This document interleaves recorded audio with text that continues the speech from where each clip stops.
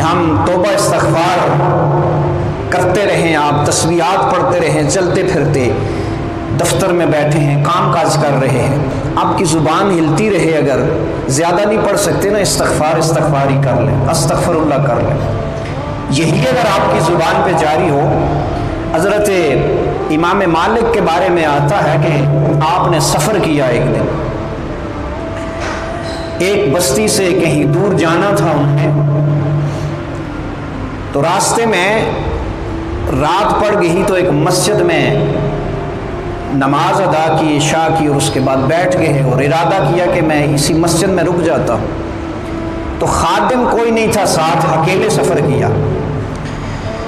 تھوڑی دیر بعد مسجد کا جو خادم تھا، جو بھی متعلقہ بندہ تھا، اس نے کہا کہ مسجد میں رہنے کی اجازت نہیں ہے، مسجد آپ خالی کریں۔ تھوڑی دیر بیٹھے رہے، جب اس نے سختی کی تو اٹھ کے باہر نکل گئے۔ وہ جانتا نہیں تھا کہ یہ بزرگ بابا کون ہے۔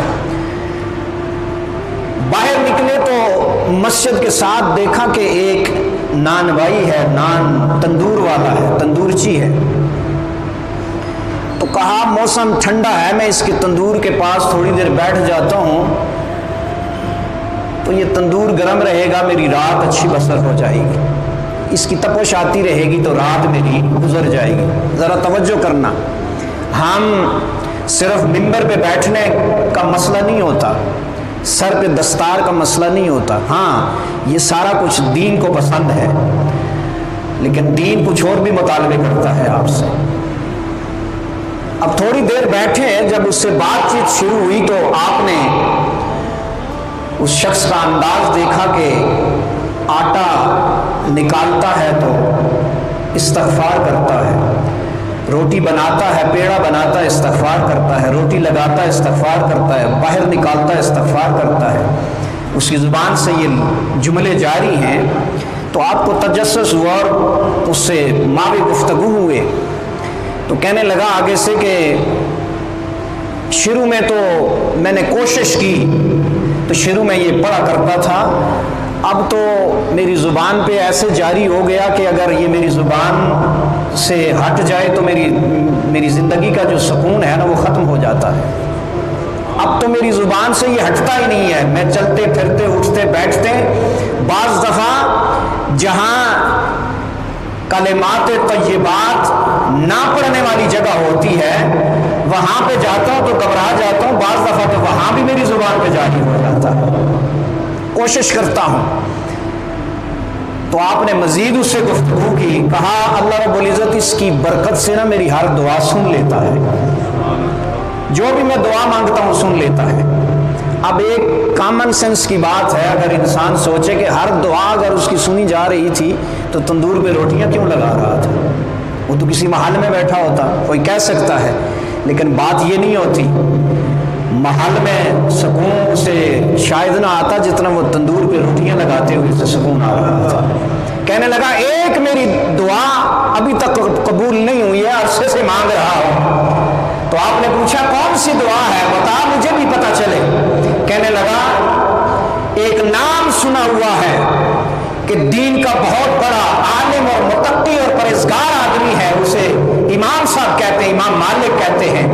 بس میری ایک حسرت رہ گئی ہے، کام میں اتنا پھنسا ہوں، چھوٹے چھوٹے بچے ہیں میرے، اور یہ کام چھوڑ کے میں جا نہیں سکتا، لیکن میری ایک خواہش ہے کہ میں اس شخص سے زندگی میں ایک دفعہ مل تو دوں۔ اب اسے تو نہیں پتا کہ یہی شخص ہے میرے سامنے جو کھڑا ہے، مجھ سے ماوی گفتگو ہے۔ تو آپ آگے بڑھے، اسے سینے سے لگا لیا اور کہا اللہ رب العزت نے آج یہ بھی تیری دعا قبول فرمایا، اللہ رب العزت نے یہ بھی دعا تیری قبول کر لی ہے۔ تو صاحبوں، جب زبان سے آپ اپنے رب کو استغفار کرنا، اس میں اتنی برکت ہے، لفظ کتنا ہے۔ اگر اکیلے میں کہیں تو استغفار ہوتا ہے، استغفار نہیں ہوتا، زیر کے ساتھ پڑھیں گے۔ اگر ملا کے پڑھیں گے تو استغفر اللہ پڑھیں گے آپ، اگر صرف اکیلے میں پڑھیں گے تو استغفار کہیں گے۔ یہ کتنی دیر لگتی ہے، انسان اگر چلتے پھرتے اٹھتے بیٹھتے تھوڑی دیر کے لیے اگر یہ پڑھ لے تو برکت کتنی ہے اس سے۔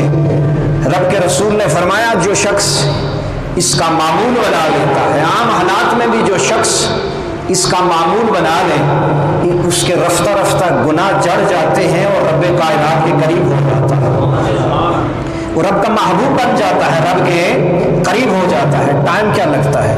تو صاحبو، آپ تعاونوا علی البر والتقوی، اس آیہ مبارکہ پر توجہ کریں کہ رب کائنات آپ سے یہ مطالبہ کرتا ہے، رب کائنات یہ ڈیمانڈ کرتا ہے کہ تقوی اور پرہیزگاری کے کاموں میں ایک دوسرے کی مدد کرو، تقوی اور پرہیزگاری کے کاموں میں ایک دوسرے کی مدد کرو۔ جہاں تقوی اور پرہیزگاری کا کام آپ کو نظر آئے، اگر مدد نہ کر سکیں تو کہیں ایسے بھی مت بنے کہ کسی تقوی اور پرہیزگاری کے کام میں آپ رکاوٹ بن جائیں، یہ اس سے بھی بڑی ہلاکت ہے آپ کی، یہ اس سے بھی بڑی ہلاکت ہے۔ اور جہاں آپ کو نظر آئے کہ گناہ ہو رہا ہے تو وہاں پر اجتناب کریں کہ گناہ، جو شخص واہیات قسم کی گفتگو کرتا ہے، ہمارے پاس کیا ہے نوجوان نسل کا آج طریقہ کار کیا ہے؟ فلانے ڈھابے پہ چلتے ہیں، فلانے ٹھیے پہ چلتے ہیں، وقت اچھا گزر جاتا ہے، گپ شپ ہوتی ہے، وقت اچھا گزر جاتا ہے۔ آپ کو نہیں پتا کہ آپ کا وقت اچھا گزر رہا ہے یا برا گزر رہا ہے، آپ تو وقت گزارنے کے چکر میں ہیں نا۔ لیکن آپ جہاں وہ آیات قسم کی گفتگو ہوتی ہے، جہاں وہ آیات قسم کے لوگ بیٹھے ہوتے ہیں، وہ آیات قسم کی باتیں کرتے ہیں، برائی کرتے ہیں، آپ وقت گزارنے کے لیے وہاں چلے گئے کہ گپ شپ ہوگی، وقت گزر جائے گا، لیکن آپ کو پتہ نہیں آپ برائی بھی کر رہے ہیں اور برائی کے ساتھ تعاون بھی کر رہے ہیں، جو اللہ رب العزت کو سخت ناپسند ہے۔ اور پھر جب آپ اٹھ کے اپنے کاروبار روزگار کے لیے یا گھر کی طرف لوٹیں گے اور یہ توقع رکھیں کہ مجھے سکون ملے گا، اللہ کی نافرمانی کرنے کے بعد اللہ کی عزت کی قسم سکون نہیں آ سکتا آپ کی زندگی، یہ سوچیں بھی نہیں کہ سکون آ سکتا ہے۔